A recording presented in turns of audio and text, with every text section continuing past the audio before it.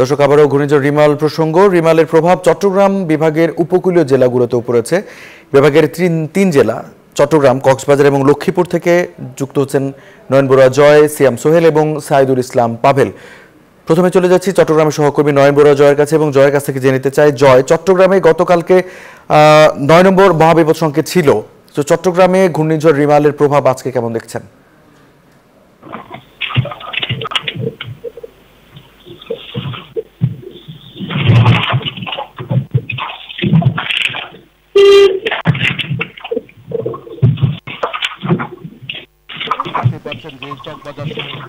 এলাকায় আমরা পানির সড়কগুলো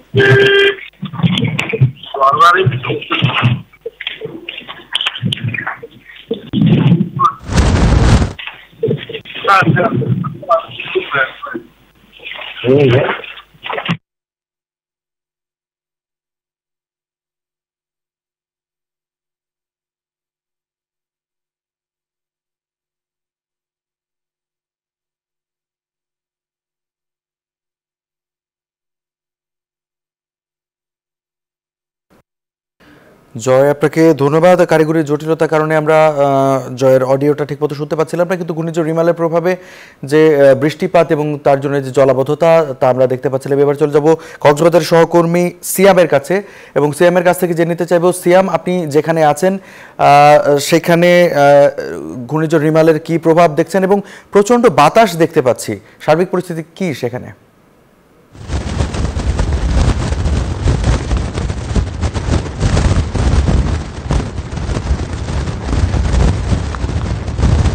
আপনাকে ধন্যবাদ। আসলে কক্সবাজার সমুদ্র সৈকতের যে পরিস্থিতি দেখতে পাচ্ছি, মানে বাতাসের এত বেশি গতিবেগ, আসলে মানুষ এখানে দাঁড়ানোর কোনো সুযোগ নেই।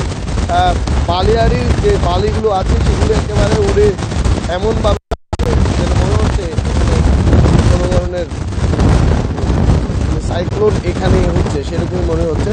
গতকাল থেকে আমরা যেটি বলছিলাম যে কক্সবাজার সমুদ্র সৈকতে রোদ বৃষ্টি হলেও তেমন কোনো প্রভাব ফেলেনি। এই গতকাল রাত থেকে ঝোড়ো হাওয়া, বৃষ্টি, সেই সাথে একেবারে যে ঘূর্ণিঝড় রিমালের যে তাণ্ডব সেটি আমরা লক্ষ্য করেছি এবং কক্সবাজার সমুদ্র সৈকতে এখন এই সময়টাতে ভাটা হওয়ার কারণে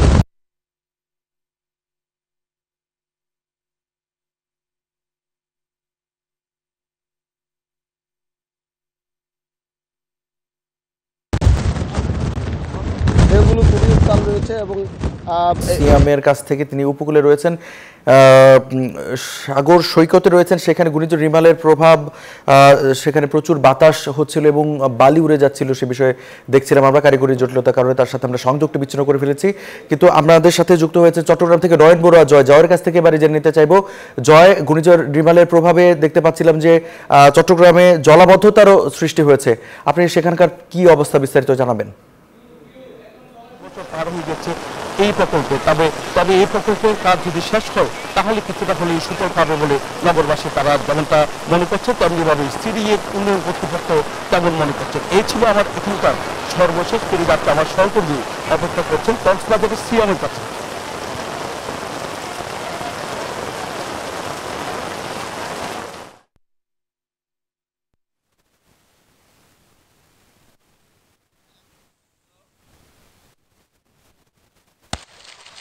হ্যালো হ্যালো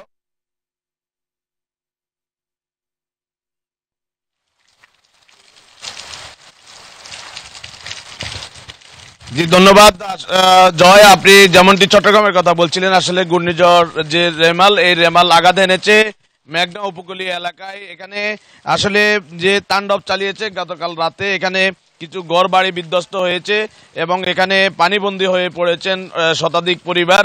এখানে 65 থেকে 70,000 মানুষ আসলে পানিবন্দী হয়েছেন বলে এখানকার যে জেলা ত্রাণ ও পুনর্বাসন কর্মকর্তা রয়েছেন ইউনুস মিয়া, তিনি আমাকে জানিয়েছেন।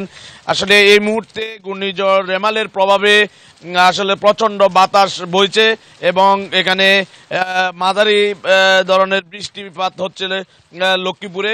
আমরা এখন রয়েছি লক্ষ্মীপুরের কমলনগরের মাতাব্বরহাট এলাকায়। এখানে আসলে যে মেঘনা উপকূলীয় এলাকা, এখানে আসলে মানুষজন একেবারেই মানে নীরব অবস্থায় রয়েছেন। এখানে দোকানপাট সব বন্ধ রয়েছে।